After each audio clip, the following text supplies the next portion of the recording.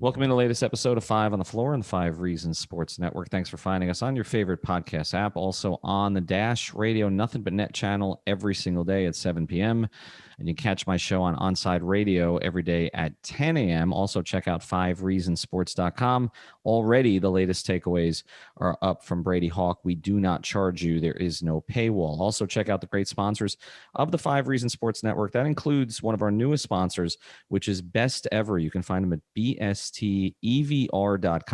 If you've ever wanted to simulate anything in the NFL, this is where you go. You can sub out players from different teams, see how they would have fared with one player on one team or another on the other team. You can play teams against each other from different eras. Just plug it in. They will pump out for you a full game story, a box score, and everything along those lines. Tell you how often one team would have beaten the other. It's a great place to settle arguments in the NFL. Sign up for free. They're also going to have an NBA platform soon. So they're adding stuff every day. So all of those NBA arguments that you have about, I don't know, would Jordan have been better on LeBron's teams than LeBron on Jordan's teams? They're going to be adding all of that stuff. So go to bstevr.com. Again, that's bstevr.com. This is an official partner of the Five Reasons Sports Network. We'll have a new video up for Best Ever on the YouTube channel tomorrow. David Fernandez and I are going to simulate some dolphin stuff. So make sure you check that out. Again, it's bstevr.com. And now, tonight's episode. 1, 2, 3, 4, 5 on the floor. Welcome to Five on the Floor, a daily show on the Miami Heat and the NBA featuring Ethan Skolnick with Alex Toledo and Greg Sylvander, part of the Five Reasons Sports Network. All right, Ethan Skolnick back on Five on the Floor. Here's today's floor plan. We are dissecting another Miami Heat loss. After that, we'll get to a segment that I did with one of our sponsors, but also a big Heat fan, Eric Brown of 5reasonsrealtor.com. We did our value play segment, so stick around for that after one of the breaks. But before we get to that, everybody stayed up tonight. Alex, me, and Greg were all here, although I will admit I passed out for a little of the third quarter, so you guys will have to fill me in on some of that. That's where the lead, which was all the way up at 15, started to slip away. The Heat then sort of seemed to regain control, lost it again, ended up going to overtime after some interesting decisions by Eric Spoelstra down the stretch. And then finally, Steph Curry, who had one of his worst games of the season, did what you expected Steph Curry to do, which was made a big three at the end to essentially end it. I'll just start here. We keep saying every loss is the worst loss. Early in the season, it was getting blown off the floor by Milwaukee. Lately it was, the offense totally in the tank against Utah, losing to a Clippers team without four starters. They're topping themselves or they're bottoming themselves. Greg, where do you put this one? I mean, it's not the worst, but it is when you start to accumulate several of these and particularly games that you have double-digit leads that you've squandered now, games that you should have won that you've squandered. I feel like these are the moments where seasons start to go south, and that just inevitably they catch up with you in a way where if a guy needs a tiebreaker on whether he's going to play again, on this road trip or wait till they get back to Miami, for a homestand, those decisions start to get more and more magnified because to lose to the Clippers the way they did, to have this game essentially under control for a large period of time, and then to just see the bottom fall out of it as you went through the third to fourth quarter to overtime.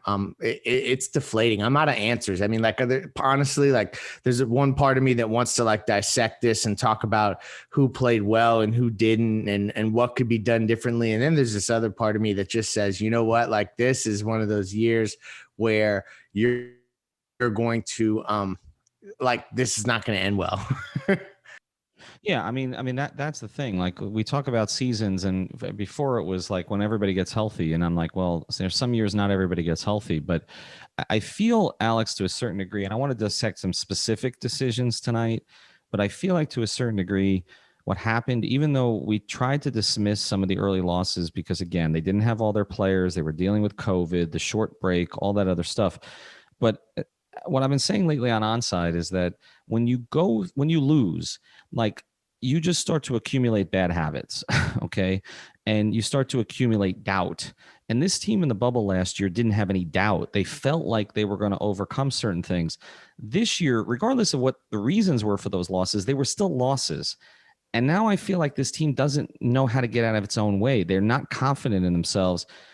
But at times, Eric Spoelstra's treating them like the team from last year. Like one decision tonight, I don't understand putting the 2 timeouts in your bag at the end of the game and just letting your team play through when they weren't making good decisions. I mean, what did you think of that? Yeah, I definitely thought that was weird. It didn't seem like something that Spo typically does, especially like you said, they just had no rhythm offensively. It's not like they had any sort of momentum going. And, typically I'm all about letting the guys play and letting stuff happen, but it was clearly a mess at that point already. It was just the Heat trying to, make sure the Warriors didn't take the game, and there wasn't a lot of composure. But I think that's a good point that you brought up. So, like, think of it this way, though. Like, as I'm really unpacking this box score from tonight's game against Golden State, we've arrived at the place where the Heat are now squandering games where they get 2 more field goal attempts at the basket than their opponent. They shot better from the field. They shot slightly better from the 3-point line.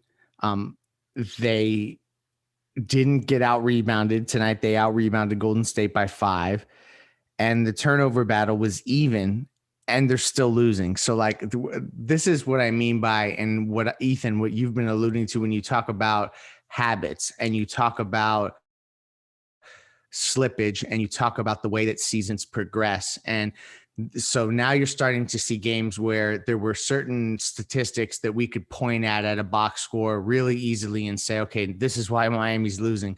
Now they've cleaned up some of that and they're finding new ways to squander games.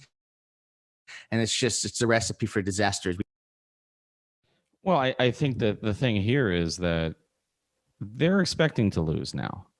And again, a lot of that is from early in the season, but it's like they don't look confident. And then at the wrong times, the wrong guys are confident. Like, Tyler at the end of that game, I'm not really sure if he should have been in the overtime because he kept giving up, offensive rebounds on the other end. I mean, we can look at the statistics and say Tyler had a bunch of rebounds tonight, but he also gave up a ton of rebounds tonight. And I think we're at the point now with the Heat there where the stats are starting to lie. I mean, you're getting triple doubles from Jimmy. You're getting near triple doubles from Bam. You're getting big scoring nights from Tyler or none. And as you said, they're still losing because they're not doing any of the little things that they did last year. And I want to get back to some of this. Again, I'm a big Spoelstra supporter, but I tweeted something late tonight and I'm reaching at this stage. But like Alex, you mentioned, it was a strange decision. It's the 3rd time this season that I can count that Spoelstra didn't call timeout at the end and let them play. And it hasn't worked any time. Like, I just don't think that this is a team that can be trusted right now. And I'm kind of wondering, like, Dan Craig was basically handling timeout management for him at times over the past few years. It just seems like little things that are not there from last season have become big things, whether it's a Jay Crowder or a Dan Craig or something, where it's just the mix is not working. And I didn't expect them to win. I mean, look, I picked the Warriors before this game. We talked about it on the pregame, but even when they were up 10, it's like as soon as it started to get away, I don't expect them to win anymore. Like, they look like a bad basketball team. And fans are getting on like the combinations. How do you play Nunn and Hero and Robinson together? I don't know who they could play, Alex, that's going to make any difference there, right? Like, it feels like they're all infected by this thing right now.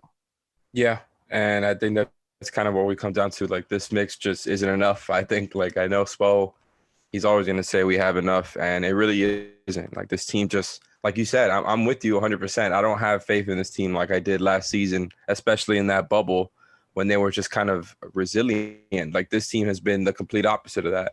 And without Goran, like, they just look so all the weaker, right? And then you talk about their defense, and that's just kind of been my biggest qualm with them outside of all the other holes. I just cannot stand watching teams that are constantly giving up points. And it's like the Heat, in my entire life, the Miami Heat have been pretty much a defense first team. So it's been just a little bit weird and kind of rough having to deal with this team that, was supposed to be kind of a two-way team. And we know they were offensively, they were leaning on their offense last year, but they were still a pretty good defensive team and had good defensive discipline. And like tonight, the only thing they did well on that end was trying to trap Steph, and then for some reason let him get to single coverage at the end there in overtime. I don't know why.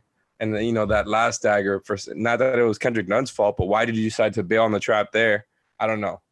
To me, there was just a lot of, there's been a lot of soft defense. They can't really put together runs. They can't control and keep leads because they don't play a lot of defense. And their offense, like they had a nice offensive game tonight.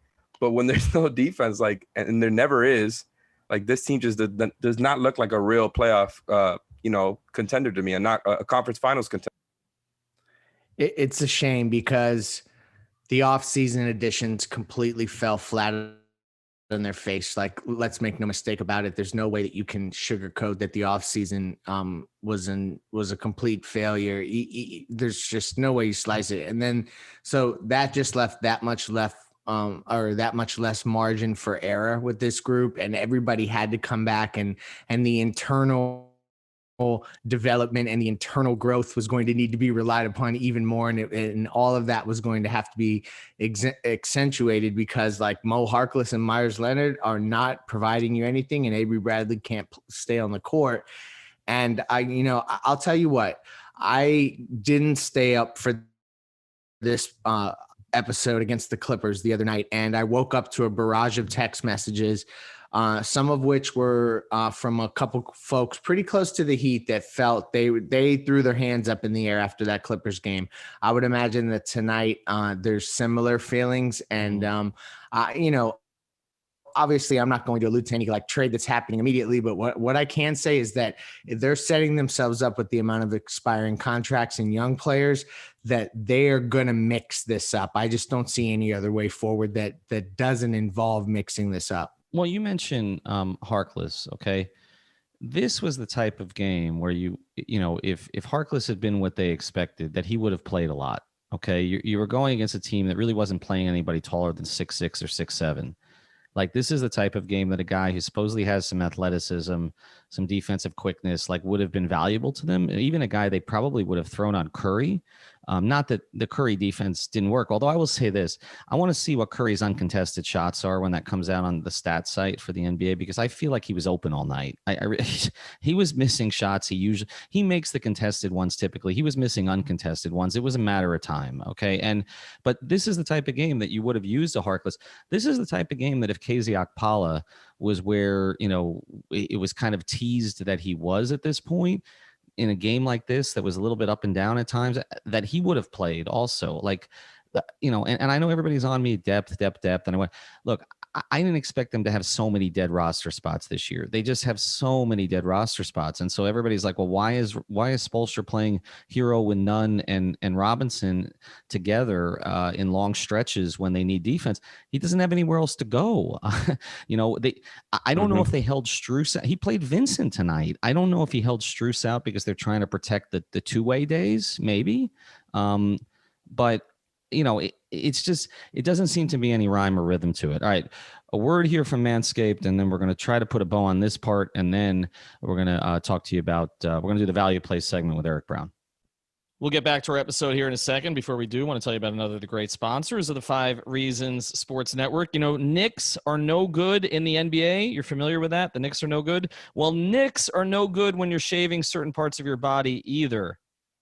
So that's why Manscaped has redesigned the electric trimmer. The Manscaped engineering team spent 18 months perfecting the greatest ball hair trimmer ever created. I never thought I would actually say that on a podcast. And just released the new and improved Lawnmower 3.0. Their third-generation trimmer features a cutting-edge ceramic blade to reduce grooming accidents thanks to advanced skin-safe technology pioneered by Manscaped. When I tell you this is premium, I mean premium. The battery will last up to 90 minutes, so you can take a longer shave. The waterproof technology allows you to groom in the shower. One of the coolest features is the LED light, which illuminates grooming areas for a closer and more precise trimming. And let's not forget about the charging stand. Show your mower off loud and proud, because this intelligently designed stand is a convenient charging dock powered by USB. If you're listening to me speak right now, I want you to experience it firsthand for yourself.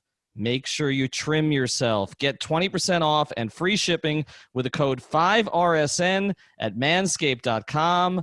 And now this is where I end my career. Your balls will thank you. And now back to the episode. All right, right back here on 5 on the floor. Tomorrow night, or it might be tonight by the time everybody's listening to this. It is tonight, actually, as we're recording this. They got to get up for Sacramento, a team that took them to the wire at home, and they needed a Bam closeout basically on Fox to finish that thing. Guys, I don't have any confidence there either. This feels like the death blow. It feels like if you lose this one, like I don't know if you come back from it. And I know that like that's like hyperbole and hard to like quantify, but man, to lose a game again tomorrow, I mean, Alex, where are, the Kings played them tough last time. Yeah, no, this Kings team is definitely one that can capitalize on what's going on with the Heat right now and take a W. Like, maybe this is the game the Heat finally turn it around. But once again, like I said earlier, I just don't have faith in this team at all right now. I think this is a team that is, like you alluded to, they're just kind of on the downswing. And it really seemed like, okay, maybe they were digging themselves out of that hole with that 4-game winning streak that, we all knew that they were eking out wins. It's not like they were particularly impressive, but it's little by little, you take whatever win you can, and they can't even get wins. Like, I know I'm kind of boiling it down to the most simple aspect of just wins and losses, but this team has no guts. And that's shout out to you, Leif, because that's exactly what I'm seeing. Like, they lose it. Like they cannot hold on to composure. They don't keep composure. They're just constantly trying to find it and constantly trying to find flashes of what they were last season. And it's just, I'm dumbfounded. I'm dumbfounded by this team. I thought they would be able to put it together by now, or at least, be on the road to that. And instead, it's gone the complete opposite direction. Like, I literally don't know what to say. Yeah, I think dumbfounded is going to be the headline of this, the title of this episode. And look, there are times, okay? I mean, there was that one sequence where Jimmy went in and dunked and Bam, went right to the basket. And you're like, okay, there it is. And I think that's what's so frustrating about this group, but particularly about their two best players who have put up the numbers, have played well. Okay, so there's no question. Bam dominated early this game, as he should, against a team that had no size. Okay, but it's like the thing that's so frustrating is for both of them, they're capable of doing exactly what they need to do when they're aggressive and they're selfish. And the two of them, it's the same thing with Spoelstra. I think this is what's happened with this group. There is this outsized confidence in the rest of the group beyond Spo, Bam, and Jimmy that is no longer deserved. Okay, and especially when Dragic is not there, right? It's no longer deserved. But the three of them are all acting like it is deserved. Like they're trying to prop up the rest of the group, and it's just not happening. Okay. So when you see, Jimmy pass up a layup, okay, on a possession late in the game, and you're like, no, you're the guy. You're the one we trust. Okay. And you see all these passes to Olynyk and Duncan and Hero in these situations, and they're not coming through. It's just like at some point, and I don't know when it happens. It seemed like it happened a little bit for Jimmy when he came back. Okay. But for Jimmy and Bam, it's just got to be, it's us. We don't have anybody else, right? I mean, just that's it. The two of them have to dig them out of this because I don't trust anybody else in the roster, especially until Goran comes back. Yeah, no, that's it. It's those two guys. It's just tough to expect that much more out of them when they are most nights playing above their season averages. Jimmy Butler is making triple doubles a regular occurrence. I mean, what is he? He's got to be second in franchise history now. That didn't take long. So you start to get to that point where like you feel that the stars, even though you expect them to do more, it's like really truthfully, like realistically in the month of February in a 73 game season, like can they do more? And is that sustainable? And then that all goes back to the roster construction conversations, the depth and how you move forward with the right talent and mix around these guys. And I think that this is all coming to a head right now where I think everybody's looking in the mirror and the organization is, and we may see some movement because of it. Yeah, I think we're past looking in the mirror, though. I think, you got to crack the mirror at this stage. I just, I was one of the holdouts. I gave up after the Clipper game on this particular group. I think that there are pieces of this group that still make sense. Clearly, to me, the top two guys do. but everything else at this stage, has to be looked at if you're going to salvage it. And maybe Adam's idea that at this point you just take the step back, you do what I think a lot of us don't want them to have to do, which is, you flip off a Goran for a first round pick and you just move forward to next season, because I just don't see it right now. And look, Pat Riley knows what championship basketball looks like, and this is not it. Okay. It's just not it. I mean, that's for sure. As Alex said, they just don't have the guts this year. All right. Well, you have the guts to stick around. We're going to get a little bit more philosophical here. I spent about 15 minutes with Eric Brown today. Some interesting stuff. He put me on the spot with what I would do. I will tell you that as you listen to this, I would be a little less sentimental, I think, than I was when I recorded this a little bit earlier today. All right. Check out manscaped.com. Use the code 5RSN. Get on to Best Ever. Go BSTEVR.com. That is free. And, of course, we always tell you prizepicks.com. Use the code 5.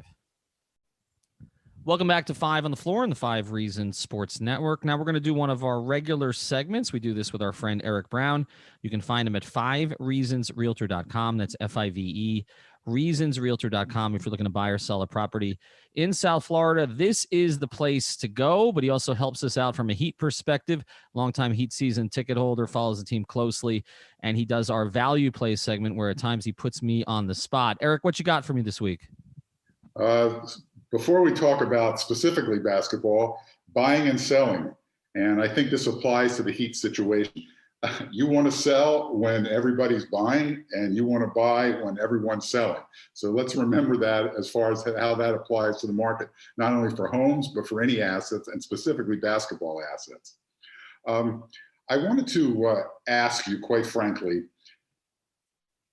isn't there an inherent problem with the strategy that the Heat embarked on this year?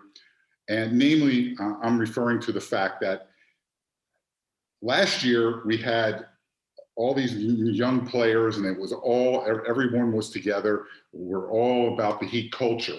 And then this year, the second that Myers Leonard was signed to a $9 million contract, it was obvious that that was a contract that was to be bundled with the lower cost players, namely the younger ones, that were going to be traded out of town for Giannis or possibly Bradley Beal. So I want to understand, how do you sell that? I'm a young player. How do you sell that to me? And how does you think that sits with me when I'm supposedly buying into the Heat culture? We sacrifice for one another. We go the extra mile. We're a special franchise.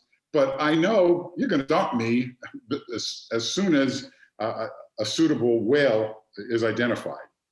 That's one of the problems the organization has always kind of had because of their aspirations. And, it hasn't been as much of an issue when they haven't had sort of accumulated young assets, but when they have, that's always been a problem. I mean, for years, that first year, Josh Richardson and Justice Winslow, were a core part of it's particularly Winslow, but Richardson later in the year of that 15-16 team. But as time went on, both of them kind of got mentioned repeatedly as trade assets. And I think it got to both of them at times. And I think it got to this group too. When we had George Sedano on, and he talked about what happened with the Lakers a couple of years ago, when all the talk was how are they going to get Anthony Davis, and which of their 4 or 5 young pieces were they going to move? They ended up moving 3 of them. But in the interim, it really affected a lot of those players, particularly Brandon Ingram.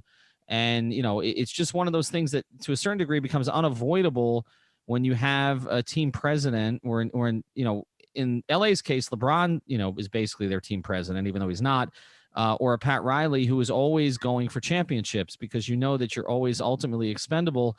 It's one of the reasons why, I didn't really love the Heat culture and Heat lifer designations that the teams always used, because it's too high a standard. I mean, to say someone is a Heat lifer, but then Dwayne Wade walks away, that doesn't mean a whole lot at that point. And Heat culture, I get the premise of it. I understand stability in the organization, continuity, hard work, toughness, and all of that they're all good principles to embody.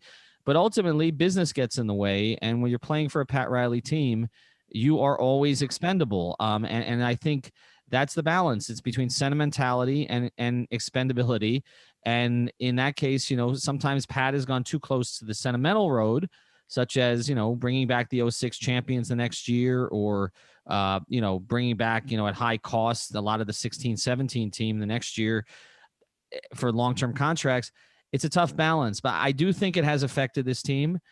It's hard for me to say, Eric, exactly how much, because I'm not around them like I typically would be, where I'd be able to get a better idea when I'd be in the locker room and talking to guys. We don't get that kind of access, but just from talking to people who are around the team, it doesn't have quite the same feel that it did last season, either before the bubble or in the bubble. So it's a cost of doing business. Pat's not going to shy away from going for the next big thing, but he tried to straddle the line, Eric. He talked about running it back, but we're always looking for the next thing. I mean, those are mixed messages, but that's part of the deal.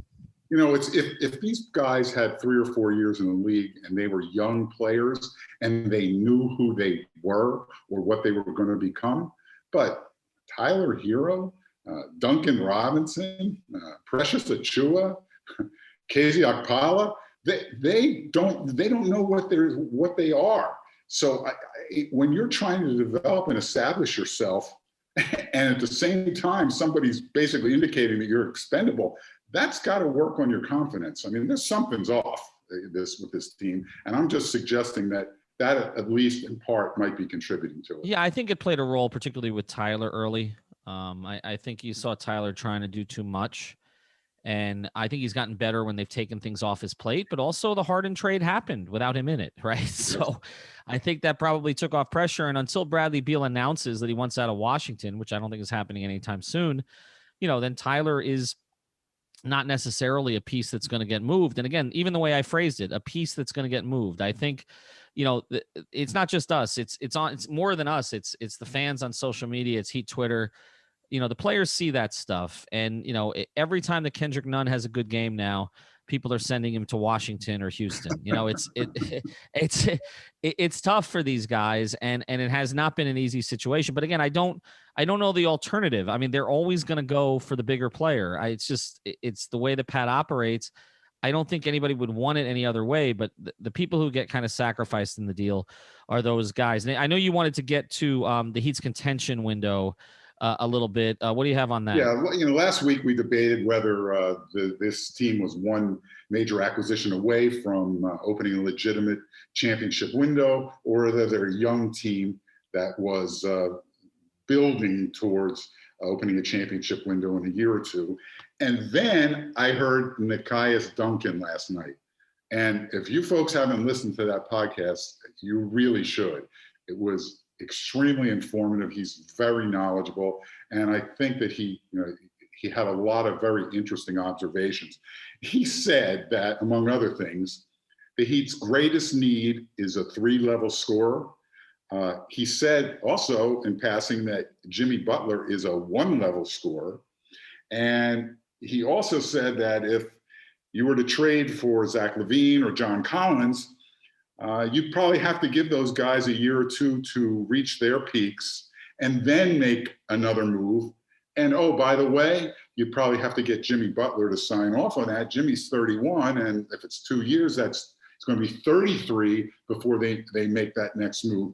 I thought that those comments basically said to me that if you don't get Bradley Beal, because he's the only 3-level scorer that I know of that could potentially be on the market anytime in the near future, and that's if you could even get him. If you don't get him, then you're looking at something that puts you more into that second category of a young team that's developing and going to open a championship window in a year or two. It's a great point. And, what you also got to understand is Nekias comes from the place of being a Heat fan. So he's not necessarily going to be critical for the sake of being critical. I think what we've seen this year a little bit, and one comment that I think really stuck out to me on Twitter, I've mentioned this on the podcast, somebody who responded and said basically that the Heat are suffering in part because Eric Spoelstra did such a good job last year, that it's reminiscent of the 16-17 team where Eric got essentially by designing sort of the perfect offense for a group. In that case, it was the drive and kick game. In this case, it was the dribble handoff game primarily, that essentially he was so far out ahead of the league that the Heat's talent looked better than it was. and then you pay for it the next year when teams start to catch up. And I think we've seen some of that. And I think the very fact that we could have Nekias on and we could say to him, what do they need most? A 3-level scorer, a core piece next to Bam, or a point guard? And essentially his answer is kind of all three. Yes. I think it tells you how sort of far away maybe they are, and in a way that we didn't think they were. Now, Harden would have been the 3-level scorer. The problem is, in that trade, you would have had to give up everything else that would have prohibited you from essentially filling the other two needs. They have to find a way to kind of thread the needle here where they can add all three without completely gutting the future and the entire roster. And I'm not exactly sure how they're going to do that. I mean, that basically means you need a John Collins, right, the player next to Bam. You need a Kyle Lowry, the point guard, and you need a 3-level scorer, a Bradley Beal. You're not going to get all three, okay, at that level. So it's where do you settle beneath them? Maybe Rudy Gay becomes the stand-in option, as the player next to Bam, or maybe there's a DJ Augustine type who can be the point guard. You're not going to get high-level guys at all three spots. I think the question is, how do you prioritize? How do you get as close as you can get? But then when you look around the league, is that even going to be enough? And I think that we've sort of seen this year that maybe it wouldn't be. All right. Well, that allows us to transition very nicely to the interview that I want to have now with GM coach Skolnick, who is a distant blood relative of GM Bill Belichick. And for you listeners that maybe didn't hear before, Coach Sko, as we call him, he's a heartless guy. He cares only about winning a championship. Loyalty, kindness, empathy, they don't enter into any calculation he makes. I mean, he's Scrooge at Christmas. He doesn't give kids, candy at Halloween. So all he wants to do is win a championship. So with that in mind, Coach Sko, yes, I want to ask you this. Since I think we've Ethan and I have agreed that the Heat really have some needs that have to be filled before they can really open up a legitimate championship window. How do we fulfill those needs? So if we're going to trade for a 3-level scorer, particularly if it's a Bradley Beal, we probably need to accumulate some more assets. Mm-hmm. So the first asset that the first place I see us acquiring an asset is, and I mentioned this to you last time, Goran got Dragic for protected first. Mm-hmm. That was Nekias Duncan was for that as well. So what do you say, Coach Sko? Well, Adam Borai, who goes by Clutch with us, he's the one who actually pitched that on our pod as well a week ago. I would be reluctant, very reluctant. I don't think that's typically the way you should deal with players of that caliber. And you're Coach Sko, you're not Ethan. I understand. No, I understand that, but I also think organizationally it can be bad policy to basically cut bait on a guy like that, because I do think other free agents notice that, and I think it can be detrimental. With that being said, if you're talking about asset accumulation, I would have to look seriously at it. I think that the first guy I would ask about it is Jimmy Butler. I would not make that move without consulting Jimmy. I think that could backfire badly if he is not in on the plan and why that's a necessity to do that at this stage. He may tell you no, and then you have a hard decision to make, but you better ask Jimmy. But my lean there is, again, depending on the standings, if it looks like it does now, which you're not that far out, but you're not playing well, I would look seriously at doing it, yes. I just want to point out that I'm a big Goran fan, and I understand why the fan base is so fond of him. But he's been here 7 years. They did just give him $19 million this year, which is, I think, an overpay to some degree. It's not like, they took advantage of him. I think he did take a little bit of a pay cut, if I remember, in the original contract. But I think they've made that up and then some. So to send him on to a Boston or a Philadelphia or a Dallas, I mean, that's not terrible. I mean, I don't really see that as abusing someone. No, I don't either. I think, again, consultation with him about where he would go and consultation with Jimmy about how he feels about it. I think both of those things are necessities. All right. And as a talent evaluator, I wanted to ask you, does Duncan Robinson have more value as a re-sign player to trade later, even at that lower number that, again, Nikias mentioned last night, 14 to 17 million? Or would you rather have a first-round draft pick for him now? Wow, that's a tough one. Because it gets you out of having to pay him, let somebody else pay him, and right. you get a future asset because. Well, what you added the caveat is as you potentially could trade him later, and I'm just trying to process whether or not that would be possible. In most cases, I think most of the time when we talk about you get a contract to trade the player later, you don't end up getting value for the player when you do that. That's what we heard about when they signed those James Johnson, Dion Waiters, Kelly Olynyk deals. And the reality is Kelly's still here in part because he was never really completely tradable. They basically had to give Dion and JJ away, and were happy to do so at that point without getting real value. So, although actually they did pretty well in that trade because they did get Iguodala and Crowder back during that whole sequence. But, but they had to part with Justice. So I'm always dubious on the sign a guy and you can move him later part. I mean, sometimes that helps make a deal work because the numbers end up getting to a high enough level where you can match. But I would say right now, if I would take a first round pick, I don't know. I think this is a cop-out. I think it depends kind of where the team is. I think if it's a top 15 pick in this upcoming draft, would I take it? Yes, because this is going to be a very strong draft. After the top 15, even as well as the Heat have drafted, it becomes a crapshoot, and I would say no. So I'm going to split the difference there. Okay. And the last one, which we talked around a little bit around last time, if you can't get Beal and you do sign a Collins or a Zach LaVine or somebody else that has to spend a couple years developing, and also let's not forget that Bam needs to spend a few more years developing. We discussed last time that you don't win with youth. You don't win a title with youth in the NBA, and that's still true. It didn't change from February 8th when we recorded. Still a truism. If you actually go and do that, would you consider seriously trading Jimmy Butler? And let me just again remind you, he's a one-level scorer.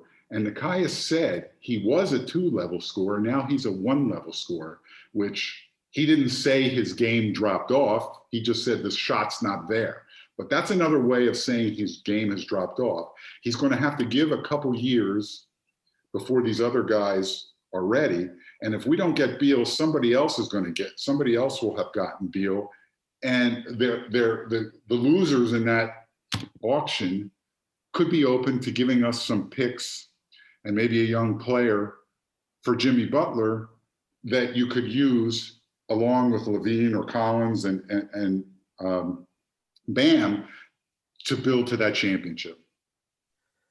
I would not trade Jimmy Butler. To me, and I know I'm not supposed to be sentimental here, but to me, again, as a business decision, as an organizational business decision, it's a bad decision to trade a guy that you sold on the culture, brought in here, and performed to that level, and then to move him. I understand the fear about further decline. I mean, I think the decline Nikias is talking about is kind of a weird decline. I don't really know why the jump shot is gone, but it has been. There's no way to argue otherwise. It's gone. But he has improved so much in other areas to compensate for it. And even Nikias said that he's really good at that one level, whether it's getting to the rim, post up, or getting to the line, that it's compensated for it. And he's still playing at an elite level defensively. And so to me, I mean, you're 3 years out. I mean, at this point, 2.5 years out from the end of that contract, you can see it from here. And I think one of the things that's been overstated about Jimmy is the minutes. I mean, Jimmy had a lot of seasons he only played 60 games. And so the minutes have not accumulated on him the way they have, say, a LeBron. LeBron's a freak of nature, obviously, but look what he's doing at 36. And LeBron has played many, many, many more playoff minutes than Jimmy has. So I think you're in with Jimmy until the last year of his contract. I think in the last year of his contract, if they haven't gotten to a championship, you may owe it to Jimmy to try to move Jimmy. Okay, if that contract is movable. But right now, would I trade Jimmy Butler? I would not even entertain the thought. No. I just want to remind you that Butler relies on his athleticism. And LeBron, like you said, while a freak of nature, he's never shot the three better than he has now. And the players that have this kind of durability are normally the ones that can shoot from the perimeter. They can last a real long time. But I will give you the caveat to this before we close. The caveat to that was Dwayne. And the question is, can Jimmy mold his game in a way that Dwayne did with the old man tricks and all the rest of that? Because Dwayne never became – he tried towards the end of his career, but never became, even a serviceable three-point shooter. He was if I need one, I'll get one occasionally, but sometimes he went to it too often. But Dwayne's athleticism pretty much went away, and he didn't get to the line as often as he did before, which is still something that Jimmy's doing. And yet he still found a way to be effective. So to me, it's more Jimmy becoming more of a magician in the post and developing some of that other stuff. But I do think defensively he can play at an elite level. I mean, Andre Iguodala can't do it all the time, but Andre Iguodala is 2 years older or 3 years older than Jimmy will be at the end of that contract. He's still a good defender. I don't have any doubt that Jimmy can be a good defender. Can he be a leading scorer on a team at that age? Maybe not. But I don't think it's good. It's good business policy to even entertain moving Jimmy Butler for the next year at the very least. Unless he asks, which he's not. Which I can tell you, it's a good way to close because I've had this on Twitter and he's not asking. He likes it here. He still likes it here. He's still comfortable with the organization. That's not going to happen. Okay, at least not for the next year or two. Okay, Coach Sko. I think you're softer than your relative. I think so too, but I think I'm taking organizational concerns into consideration. All right, 5reasonsrealtor.com. Talk Heat with him. Obviously, if you're looking to buy or sell a property, this is the place to go. Eric, we really appreciate the time. We'll do it again next week. My pleasure. Thank you. Thank you for listening to the Five on the Floor on the 5 Reasons Sports Network.